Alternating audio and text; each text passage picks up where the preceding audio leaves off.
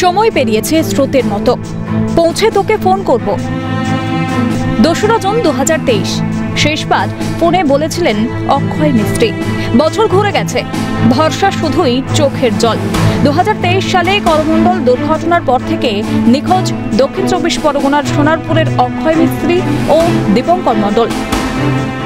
তো নিউজে দেখলাম যে 6টা 15-20 মধ্যে করমণ্ডল অ্যাক্সিডেন্ট হয়েছে। তো যথাযথভাবে আমরা তারপরে খবর পেয়ে মাত্র এখান থেকে রওনা দিয়েছি, দিয়ে ওখান থেকে ওখানে যাওয়ার জন্য অনেক চেষ্টা করেছি, তো খুঁজি করেছি, অনেক হাসপাতাল, অনেক মর্গ, সব জায়গা দেখেছি। ইভেন ডিএনএ টেস্টও করানো হয়েছে ওখানে, কিন্তু আমরা কোনো খোঁজই পাইনি আমার ভাইয়ের। বাবা কাজ করতে পারেন না, সংসারের হাল ধরতে চেন্নাইয়ের উদ্দেশ্যে গিয়েছিলেন সুমন।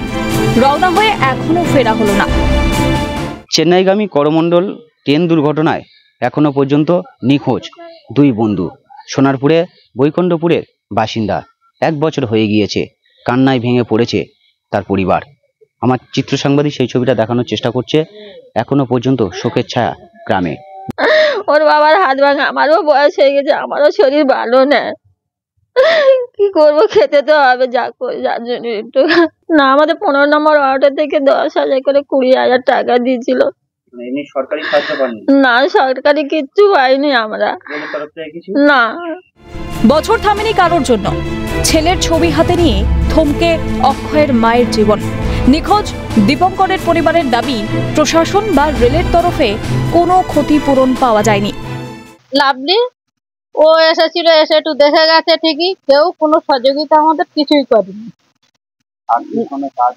আর্থিক সাহায্য কেউ কিছুই করেনি। হন্যে হয়ে মর্গে ঘুরে ডিএনএ পরীক্ষা করেও সন্ধান মেলেনি। বছর ঘুরতেই কাঞ্চনজঙ্ঘা এক্সপ্রেসে দুর্ঘটনা যেন কাঁটা ঘায়ে নুনের ছিটে।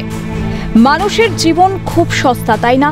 রাজ্য প্রশাসন এবং ভারতীয় রেলের উদাসীনতা সেই প্রশ্নই উস্কে দিচ্ছে প্রতিটি দুর্ঘটনায়।